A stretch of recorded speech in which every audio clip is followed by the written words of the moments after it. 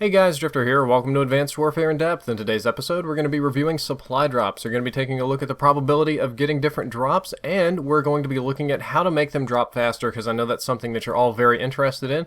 The gameplay is me using the AK-12 to do a truly obscene amount of work here on Hardpoint. I think I'm going to go on about a 15 or 20 kill streak. I did have to mute the gameplay because I got in a lobby full of very chatty people, and I forgot to mute them in the game. I didn't think you wanted to hear them talking over me, and a lot of my information is coming from the Advanced Warfare blog. They did the primary research, so I'm linking them first down there in the description.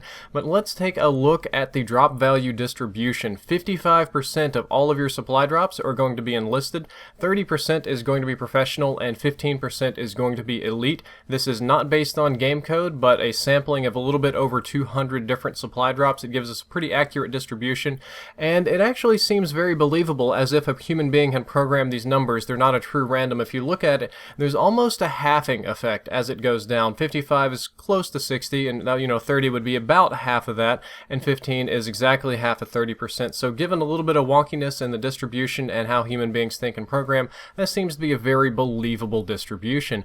The goods that you're going to get are 45% clothing, 35% guns, and 20% reinforcements. That's a little bit, I thought the reinforcements would be a little bit more common than the guns because it just feels that way to me, but the numbers tell a different story, and it does definitely seem on point that you get more clothing and decorative items than anything else. The odds of getting an elite weapon in one care package, any care package, are approximately 11%. So any care package you get, you have about a 1 in 10 chance of getting an elite weapon of any particular kind, and the odds of getting 2 or more elite guns are 2%, so those are pretty low, and it goes down astronomically from there of getting 3 elite guns. That just pretty much almost doesn't happen. Now I'm going to move into the section that investigates how the supply drops come, and I have to say that nobody knows 100% for sure how or why the supply drops are triggered. There are some facts that we do know that we're going to cover in this episode, and there's some really good theories that we're going to take a look at, but nobody knows the game code, so nobody knows 100% exactly how they come. They most frequently occur when you die. This is my experience. I get like 95% of mine on death. It seems like the game is kind of predetermined that I was going to get one, and I get the care package on my first death of the game. This happens very, very frequently to me, and it seems kind of like that it was programmed to just kind of decide, okay, I'm going to get one, and it's going to give it to me when I die, kind of to keep me from getting discouraged. Like when you die, you get discouraged, so when you die and you get a little bonus, maybe you want to keep playing. That would make sense. Supply drops can for sure come from two things that I know of: meeting certain challenges. This can be in single player, it can be in zombies, and getting some big challenges in multiplayer guarantee you a supply drop. Some of those are like the marksman challenges to get the guns, and sometimes it's just like if you hit one of those massive challenges that you have to grind for forever, you'll actually get a supply drop for it. And it's also in some way based on time played. There is some algorithm in place somewhere that determines X amount of games or X amount of time played guarantees you a supply drop, though this does tend to vary from person to person, which will be transitioning into our next topic. My personal experience is that I get about 1 supply drop per 45 minutes. This is something that was posted on Reddit a while back. Somebody said that they had determined that it was about 1 per 45 minutes, and this is the one that I feel the strongest about because it happens to me this way, it happens to J-Hub this way, and Cross this way, and most of the people I play with, and on Reddit it was very popular. Most of the people agreed with this.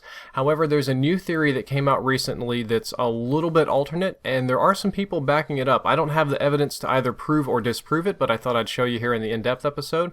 So lower score per minute equals more supply drops. The person that started this actually sent it to my inbox saying that his sister had an abysmal score per minute because she was really low level and didn't know how to play the game, but she was getting supply drops like once every game.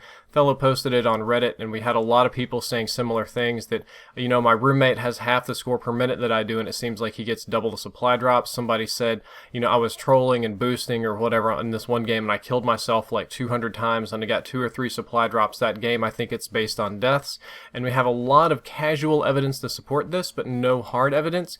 And as bananas as it is, I can't disprove it, and it would kind of make more sense if you're looking at it from a programming perspective. If somebody were playing terribly and struggling, it really wouldn't be a bad idea to give them more supply drops. Maybe they'll get a better weapon, maybe they'll be more encouraged to play the game if they're getting stomped and stick with it, versus kind of like, we'll say like Destiny or something where you can play forever and oh boy, I've got an arm bandle now. Thank you Mr. Cryptarch.